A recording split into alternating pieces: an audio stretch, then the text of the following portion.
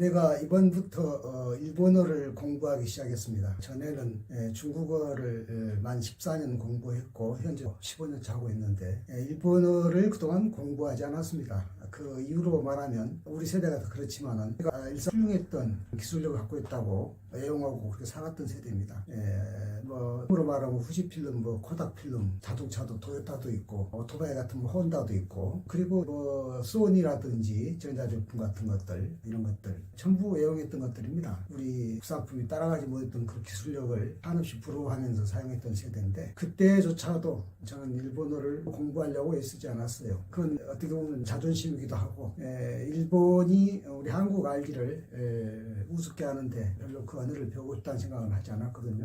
그러면서도 실제로 이제 일본 역사 소설이나 이런 것도 다 탐독했습니다. 물론 제 취미가 독서이니까 탐독했지 일본어에 대해서 크게 무슨 배울 게 있다고 해서 한 것은 아니었고요. 일본의 문학 작품들은 아기자기한 맛이 있어요. 특히 여류 작가 미우라 아야코가 쓴 빈점이라든지 양치는 언덕이라든지 그런 것들 아주 잔잔한 그런 또 미우라 아야코가 이제 기독교인이다 보니까 정서적으로 와닿는 데도 있고 해서 애독했었습니다.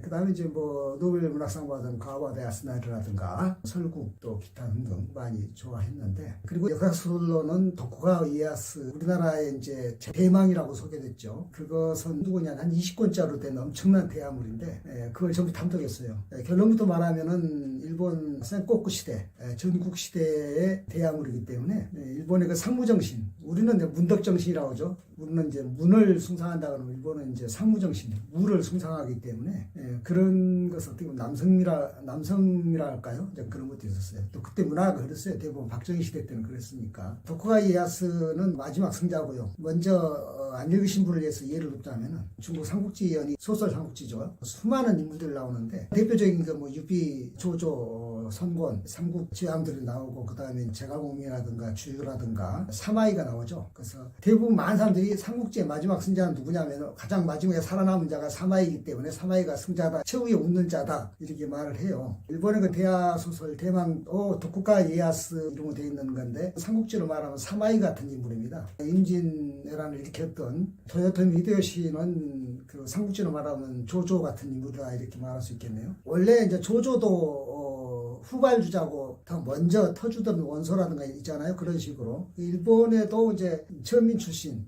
빈농 출신으로 오다 노부나가의 수하에 들어가서 아주 그냥 이변의 혀처럼 충성한 덕에 천하대권을 이어받았는데 그 오다 노부나가는 이제 그야말로 그 일본 센코쿠 영웅인데 오다 노부나가가 먼저 경쟁자가 다케다 신겐인데 그러니까 다케다 신겐까지는 우리가 흔히 말하는 니폰도 그런 검객들이라고 한다면은 오다 노부나가는 최초로 조총을 사용한 다이묘란 말은 영주죠. 센코쿠 영주인데 그 다케다 신겐을 첫 부순 게 이제 그 조총의 이력이었어요. 왜냐하면은 검보다는 그 조총이 당연히 전투력이 있는 것이니까. 그래서 다케다 신겐이 깨진 거죠. 그래서 오다 노부나가가 천하의 실력자가 됐고 사실상의 천하 통일을 한 것이죠. 물론 이제 아케치 미스히데한테 암살당함으로써 그리고 후계자가 토요토미 히데요시인데 이 그림은 무엇과 똑같으냐면은 아케치 미스히데가 오다 노부나가를 암살한 것은 마치 김재규가 박정희를 암살한 것과 비슷해요. 실제로 천하명군과 그렇다고 그래요. 사이도.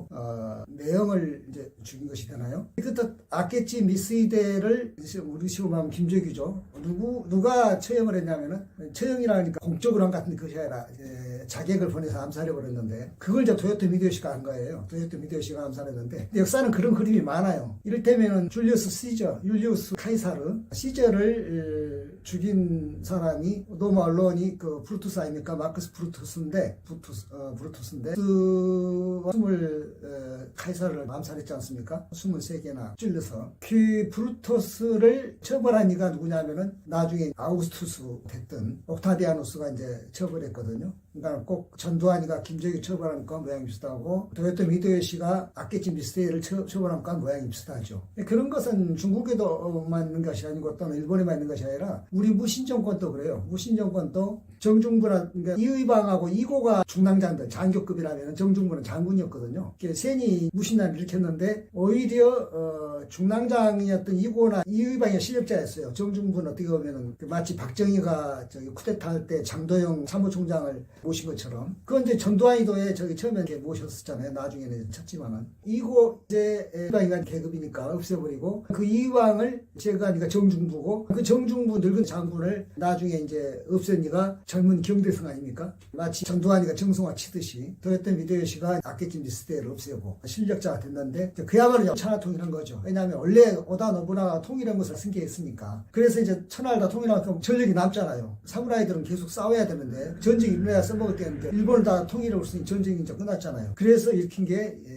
임진왜란, 임진전쟁이죠. 왜냐하면 이제 조선정벌, 대륙, 명나라 정벌 이렇게 네 명분을 세워가지고 했던 게 임진왜란이고 임진왜란 정유전한 7년 전이 끝난 것은 우리 이순신 장군이 열심히 싸운 것도 있지만은 사실은 이제 도요토미 히데요시가 죽음으로써 일본군들이 이제 철수를 해서 임진왜란이 정유전한까지 끝났던 것이죠. 그리고 도요토미 히데요시의 아들 히데요리가 이제 뭔가 아닙니까? 승계를 했으나 그때 이미 이제 그 도쿠가 이에야스는 도요토미 히데요시의 빈자를 말하자면 가장 실력자니까 히데요시 아들 히데요리가 약간 섭정하듯이 하다가 나중에 이제 없애버리고 도쿠가 이에야스가 이제 일본 천하를 다 접수한 거죠. 그래가지고 에도 막부, 에도가 이제 지금으로 말하면 도쿄인데 그때까지 오사카에 있었는데 그걸 에도로 옮긴 거죠. 도요토미 히데요시는 오사카가 그 본거지였는데 그것도 말하면은 마치 전두환이가 나가 떨어진 다음에 이제 전두환이 밑에는 장세동이나 이런 애들이 있었잖아요. 그런 애들이 뭐 죽어도 뭐 노태우한테 바통을 줄 생각은 눈꼽만도 없었지만은